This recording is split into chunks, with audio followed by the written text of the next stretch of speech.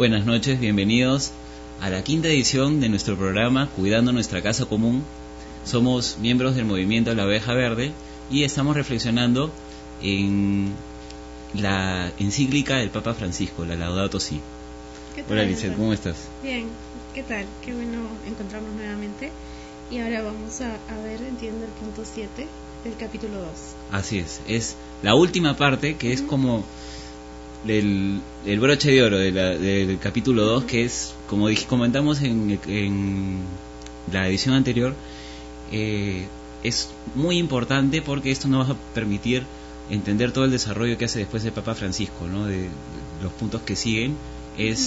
Estamos hablando ya de cómo en la Biblia y en la tradición de la Iglesia encontramos esa mención a la creación, esa explicación de lo que significa que estamos creados por Dios y que todo el mundo y todo el universo está creado por Dios también. Sí, exacto. Y también es muy bonito que el Papa aquí mencione justamente la mirada de Jesús, ¿no? Que es justamente ver cómo Él directamente vio la creación, ¿no? Y cómo Él nos enseña también, y ver desde ese punto de vista la creación y poder entenderla. Y bueno, vamos a ver ese capítulo para ver qué nos dice el Papa, ¿no? Claro, lo primero que vemos es que el Papa nos muestra cómo Jesús habla de un tema fundamental, que Dios, que es su Padre, es Padre, y Él así cuida de todo lo que hay, ¿no? Especialmente habla de cómo el Padre, Dios Padre, cuida a todas sus criaturas, habla de cómo cuida a los pajarillos, ¿no? Cuando dice, habla de la confianza en Dios que debemos tener, claro. Y cómo si a los pajarillos no los cuida, cómo claro. Más nos va a cuidar a nosotros, ¿no? Pero deja claro que sí, Dios se preocupa de todas las criaturas, ¿no? Exacto, y que las conoce en su perfección, ¿no? Justamente eso, por ser su Padre. Así es. Dice, citando a Mateo 6:26, mirad las aves del cielo, que no siembran ni cosechan, y no tienen graneros, pero el Padre Celestial las alimenta. Y en Lucas 12:6 dice, ¿no se venden 5 pajarillos por 2 monedas? Pues bien, ninguno de ellos está olvidado ante Dios. Ajá. Sí, qué bonito. Y bueno, está claro entonces, que todos los seres, todas las criaturas están también bajo el cuidado de su creador, de Dios, y eso permanece.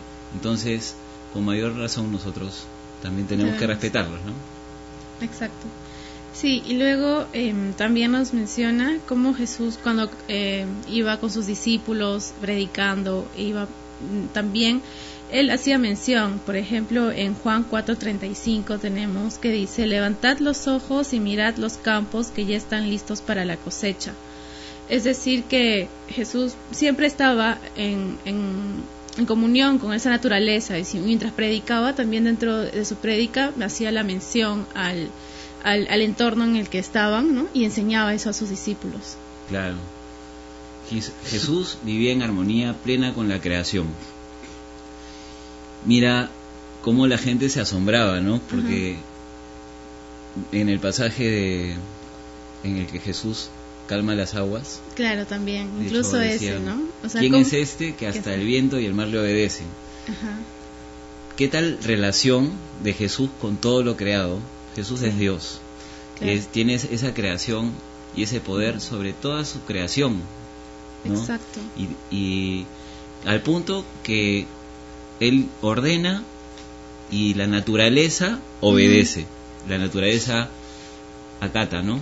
Y es como un ejemplo, porque incluso también recuerdo la vida de San Martín de Porres. Él también tenía esa comunión incluso con los animales, sí. Que incluso él les daba indicaciones u órdenes y ellos les obedecían, ¿no? Porque claro. y él mencionaba que Jesús, Dios, nos ha dado esa potestad, ¿no? Esa comunión con la naturaleza y la creación, que también nos obedecen.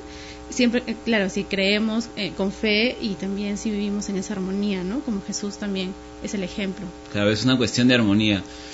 Hay otros ejemplos, creo yo. Santa Rosa de Lima, San Antonio de Padua, son los que conozco, ¿no? Pero seguramente otros santos también tenían esa relación tan cercana con la naturaleza al punto que se podían comunicar y la naturaleza obedecía, ¿no? Y esto en un ambiente o en una relación reconciliada, ¿no? O sea, exacto, no de aprovechamiento, no de... Claro. Y también que brotaba de la misma comunión que tenían con Dios, ¿no? Esa cercanía, ¿no? Por eso sus vidas, ¿no? Y eso también. De hecho, eso lo ordenaba, ¿no? Uh-huh. Ahora, en el punto 98, uh-huh, vemos cómo Jesús está lejos de las filosofías que desprecian el cuerpo, ¿no? Y las cosas naturales y materiales. O sea, Jesús no habla de una religión puramente espiritual, de un rechazo a gozar de lo bueno de la naturaleza, ¿no?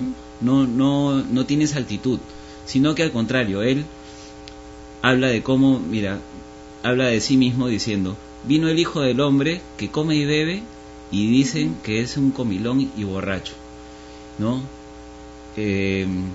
Como que criticando la actitud de los fariseos, ¿no? De los judíos, que decían que buscaban la sinrazón, digamos, para acusarlo. Exacto. Pero él se muestra, digamos, entonces como una persona que sí está abierta a gozar, como dije, de lo que hay, de lo que Dios nos ha puesto en la naturaleza, ¿no? Pero esto obviamente tiene que ser de una manera racional, de una manera que no, digamos, no le da prioridad al placer por el placer, sino que está enmarcado en el sentido de las cosas que tienen, como hemos venido conversando, un fin último, un fin superior, ¿no? Sí. Que está todo dirigido a Dios mismo. Exacto. Sí, y también hace mención cuando Jesús en sí trabajaba con sus manos, ¿no? O sea, como tú mencionabas al inicio, o sea, también aparte de lo espiritual, está que también Jesús trabajaba con sus manos, porque él era un, carpintero, que se le conoce, pero también se traducía como artesano, y entonces él también, el Papa nos menciona aquí cómo Jesús, trabajando con sus manos, tenía un contacto diario con la materia creada por Dios, ¿no? Entonces ahí también hay esa comunión porque utilizaba pues el agua, el barro, etcétera, ¿no? Todos los materiales que nos da la naturaleza, ¿no? Y como siendo un trabajo tan humilde, desde ahí siendo el Hijo de Dios, él simplemente trabajaba y hacía sus actividades de una forma muy humilde, ¿no? Claro. Y bueno, de hecho, con esto, él ha santificado el trabajo, ¿no? Por eso, cuando nosotros trabajamos y nos esforzamos, dice el Papa, vamos a estar uniéndonos a ese sacrificio de Cristo también, a todo, con nuestros esfuerzos cotidianos, ¿no? Lo más sencillo. De eso trata el punto 98 también. Sí. Luego, en el número 99, vemos que habla del destino de toda la creación que pasa por el misterio de Cristo. ¿Qué significa esto? A ver. ¿Qué puede ser? ¿Cómo lo entiendes tú? Mira, dice luego, todo fue creado por Él y para Él. De hecho, el misterio de Cristo es Dios. Y Dios ha creado a todos para vivir en comunión con Él. A nosotros nos ha creado a su imagen y semejanza para participar de su vida, de la vida divina, para unirnos con Él. Esto no quiere decir que vamos a perder nuestra identidad. Digamos, cada uno seguimos siendo nosotros mismos, pero vamos a estar unidos en un lazo de amor muy fuerte, al punto de que vivimos en una comunión, en una común unión, ¿no? Y toda la creación también participa de distinta manera de esta comunión, ¿no? Entonces, cuando Cristo nos reconcilia, dice, también reconcilia a toda la creación. Exacto. De hecho, cuando entró el pecado, entró por el hombre a todo el mundo. Entonces afectó no solo al ser humano, a su naturaleza, sino que afectó también a toda la naturaleza, a toda la creación. Y Cristo ha venido para reconciliar al ser humano y también a toda la creación. Y el destino de toda la creación es llegar a su plenitud en Dios. Exacto. De eso se trata, ¿no? O sea, Dios quiere todo unido a Él en el amor. Eso es, y ahí vamos a alcanzar la realización plena, que es la felicidad plena, ¿no? Exacto, con Dios. Que sí, es una muy bonita reflexión, esa relación que hace el Papa desde la mirada de Jesús, ¿no? Y justo el punto 100 también hace o sea, continúa este tema de la redención y de que Jesús vino justamente para reconciliar, ¿no? Y entonces ya la realidad no es meramente natural, sino material, sino que también presenta a Jesucristo resucitado que envuelve todo misteriosamente, ¿no? Justamente en ese misterio que decimos de la comunión con Dios.